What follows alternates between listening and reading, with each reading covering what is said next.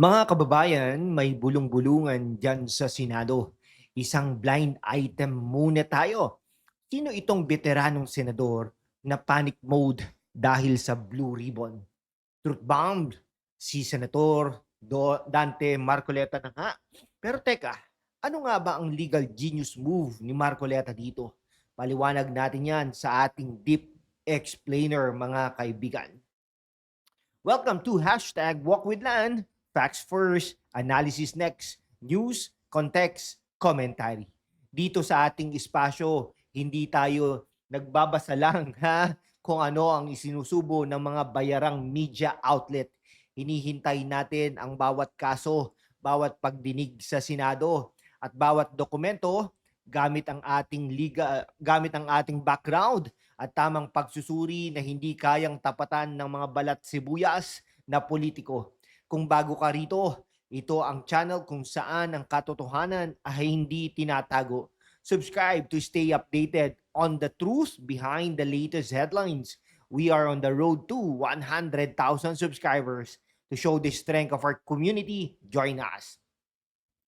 Ba't kailangan makinig ng mga kabataan, ng mga taxpayers, ng mga driver, at lalo ng ating mga magigiting na OFWs na nagpapadala ng remittance para isalba ang ekonomiya ng Pilipinas?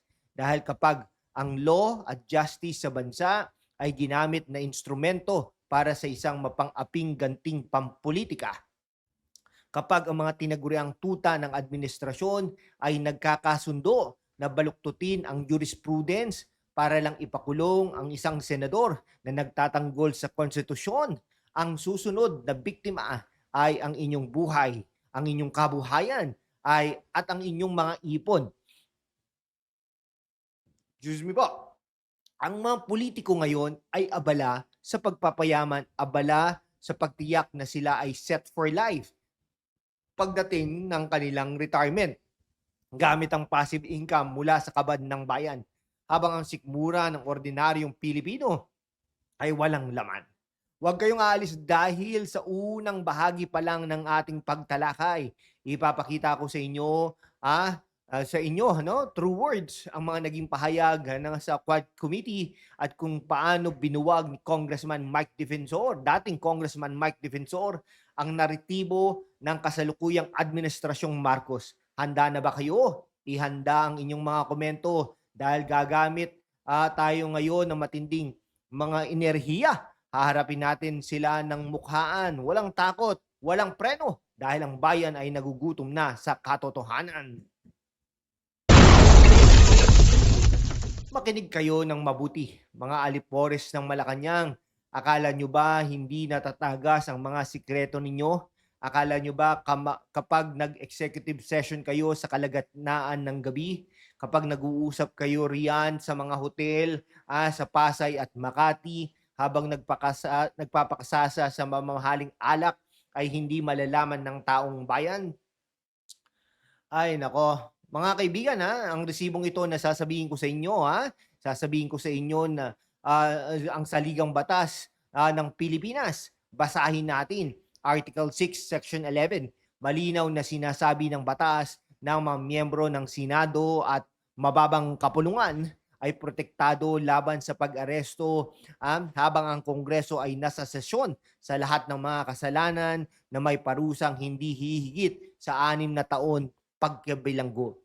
Pero ang itong natanggap nating ulat mula sa mga source sa loob mismo ng Department of Justice, may mga tuta umano ang kasalukuyang administrasyon na nag-utos na mag-imbento ng isang malalim na case, isang kaso na non-bailable offense gaya ng plunder o gagawa-gawang serye ng katiwalian para lamang lampasan ang constitutional protection na ito at tuluyang gapusin ang mga kamay ni Senador Rodante Marcoleta. Bakit si Marcoleta? Yan ang katanungan ng iba Dahil ba kapag siya ang humawak ng mikropono sa mga hearing, nanginginig ang mga testigo ninyo? Dahil ba kapag hinimay niya ang inyong mga budget allocation, lumalabas ang inyong mga palpak na pamamalakad? Ito ang tinatawag nating weaponization of law, isang tahasang pampabastos sa katarungan na ang layunin lang ay protektahan ang wealth at ang passive income ng mga nakaupo sa puder. Haharapin ko kayo ngayon, ha? Yan sabi, di ba? Kung talagang matapang ang kasalukuyang administrasyon, bakit hindi nyo sagutin ang mga legal na argumento sa pamamagitan ng legal na paraan? Bakit kailangan nating dumaan sa mga warrants na inilabas sa kalagitnaan ng gabi na inaasahan po natin na lalabas po bukas? Bakit kailangan gamitin ang pondo ng taxpayers para pondohan ang mga troll farms at demolition jobs? Kaya ang mga OFWs natin sa abroad, galit na galit, nagpapakapagod sila sa ibang bansa, nagtitiis na malayo sa pamilya, tapos ang buwis na ibinabayad nila, ginagamit ninyo para sa inyong mga pansariling ganti at pagpapatibay ng inyong retirement funds para kayo ay maging set for life habang ang bansa ay nakalubog sa utang. Huwag nating tantanan ito, ha. Pag-usapan natin ang sinasabing legal genius move ni Senator Marcoleta na siyang naging dahilan kung bakit nagpanik ang Malacanang sa mga nakaraang pagdinig ng komite. Hindi ba't si Marcoleta lamang ang may lakas ng loob na tumayo at questionin ang kredibilidad ng mga testigong pinapakain ng script ng mga opisyal na administrasyon. Sinabi niya na ang ebidensya ay hindi pwedeng hearsay, ang katotohanan ay hindi pwedeng nakabatay sa chismis ng mga bayarang vlogger. Tignan natin itong dokumentong ito na i-share ko ngayon, sa inyong mga, hindi ko pala share, sasabihin ko lang sa inyo. Ito ang patunay na mga kaibigan, no, laging may resibo po si Marcoleta pag nagsasalita, no? At kapag isang mambabatas ay naglabas ng opisyal na dokumento mula sa EMLC, mula sa mga auditing reports ng COA, ang mga katapat niya ay napapahiya. Kaya ang tanging natitirang paraan para sa mga balat sibuyas ng politikong ito ay ang gumamit ng dahas ng ehekutibo. Planong ipaaresto sa anong batayan, no? Plunder, gawa-gawa kayo ng kwento na may kinalaman siya sa mga nakaraang anomalya na matagal na ibinasura, mga kaibigan ng palpak. Ang tawag diyan ay isang malaking kapalpakan. Alam nyo, binasura na po yan ng COMELEC Donation po kasi yan. Makinig kayo, ha, mga kabataan at mga taxpayers. Ang checks and balances sa ating bansa ay unti-unti nang winawasak. Kapag ang Senado na siyang huling bastion ng malayang talakayan ay natatakot at nagpapasulpapalpal sa dikta ng ehekutibo, wala nang magiging proteksyon ang inyong mga negosyo at ang inyong mga ari-arian. Ang laban na ito ay hindi lang laban para sa pangalan ni Senador Marcoleta, ito ay laban para sa integridad ng ating justice system. Kung hayaan nating maipakulong nila ang isang mambabatas na may sapat na kaalaman at expert tracking sa batas, paano pang isang ordinaryong mamamayan na naghahanap lang ng hustisya sa araw-araw nilang pamumuhay? Pero hindi pa dyan nagtatapos ang kwento, mga kaibigan, mga kababayan. Dahil habang abala ang mga alipores ni President Bongbong Marcos sa pagpapatupad ng kanilang blueprint laban kay Marcoleta, pumasok ang isa pang mabigat na pangalan na may dalang sariling pasabog. Walang iba kundi si dating Congressman Mike Defensor, isang palang sa larangan ng politika, subok na sa mga labanan at kilalang hindi nangingimi kahit sino ang nakaupo sa Malacanang. Ano ang ibinunyag ni Mike Defensor, na nagpayanig sa pundasyon ng mga nakaupo sa poder? Isiniwalat niya ang mga matinding kapalpakan ng pamahalaan pagdating sa pangangalaga sa kabuhayan ng mga Pilipino.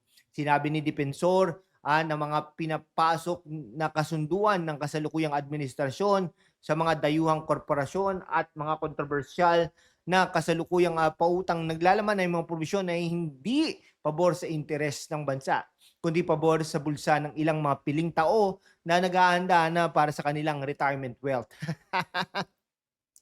Bistado, mga kaibigan, no? Bistado kayo ngayon. Ipinakita ni Congressman Mike na ang tinaguriang good news na pinagnalandakan sa mga balita ay pawang mga palabas lamang upang takpan ang katotohanan na ang bansa ay walang sapat na savings.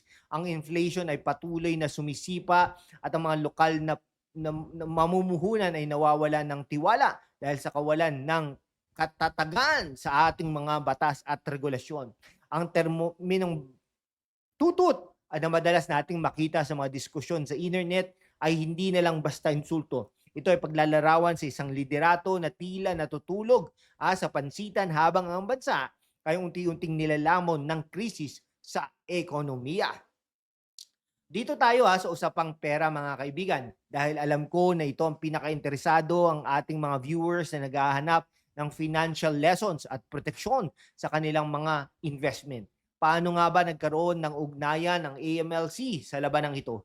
Ayon sa pagsusuri ni Congressman Mike Defensor, may mga kahina-hinalang paggalaw ng pondo na dumadaan sa mga offshore accounts na pinaniniwalaan pagmamay-ari ng mga dummy corporations, ng mga selyadong opisyal. Habang kayo ay nagtsatsaga sa maliit na passive income mula sa inyong mga legal na negosyo, ang mga taong ito ay nagkakamali ng bilyong-bilyong piso para masigurong sila ay set for life kahit pa bumagsak ang buong Pilipinas. Tignan ninyo ang visual aid na ito mga kaibigan, ang transaksyong nangyayari habang pinipili po mag-import dahil doon ay mas mabilis na porsyento ang mga middleman na malapit sa kapangyarihan. Ito ang katotohanan na pinilit ilantad ni na Senador Marcoleta at Mike Defensor at dahil hindi nila kayang pasupalpalin ang mga mababatas na ito sa pamamagitan ng debate, ang tanging alam nilang paraan ay ang gamitin ang kapangyarihan ng Estado para maglungsad ng isang huwad na investigasyon. Mga kababayan, sa mundo kung saan ang kasinungalingan ay nangingibabaw, ang katotohanan ang unang sinisikil. Pero kasama kayo, magpapatuloy tayo sa laban, walang takot, walang kinikilingan, at laging handa para sa bayan. Sumali na sa aking YouTube channel membership sa #WalkWithLan at tulungan natin ang channel na mabot ang 100,000 subscribers. Ang inyong suporta ang susi sa kalayaan natin para ipagpatuloy ang pagbabalita ng katotohanan. Salamat at kita-kits sa laban. Ngayon mga kaibigan, ngunit nagkakamali kayo ng akala ninyo ay matutuloy ang inyong maitim na balak nang walang humahadlang. Ang ating Supreme Court ay nananatiling bantay ng konstitusyon. Anumang palpak na warrant of arrest na inyong ilabas, batay sa mga imbentong kaso ay tsak na hahantong sa isang matinding supalpal kapag dinala ito ng legal team ni Senador Marcoleta sa mataas na hukuman. Ang jurisprudence sa Pilipinas ay malinaw. Hindi pwedeng gamitin ang criminal justice system para sa political persecution.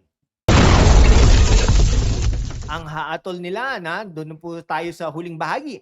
Ang planong pag-aresto kay Senador Dante Marcoleta bukas at ang pagtatangkang patahimikin ang mga pagsisiwalat ni dating Congressman Mike Defensor ay malinaw na indikasyon ng Administrasyong Marcos ay nasa gilid na ng bangin. Ang isang pamahalaan na gumagamit ng pananakot sa halip na solusyonan ang kahirapan ng mamamayan ay isang pamahalaang takot sa sarili nitong multo. Ang katotohanan ay para sa tubig. Humanap man kayo ng paraan para ang harangan ito sa pamamagitan ng mga palsipikadong investigation. Gagawa ito ng daan para lumabas at mapanagot ang mga nagkasala sa bayan. What do you think, mga kaibigan? Iwanan ang inyong mga matatalinong komento sa ibaba. Mag-subscribe upang patuloy na maging bahagi ng ating lumalakas na komunidad. Kita-kits at susunod. Kita-kits sa susunod na laban para sa katotohanan.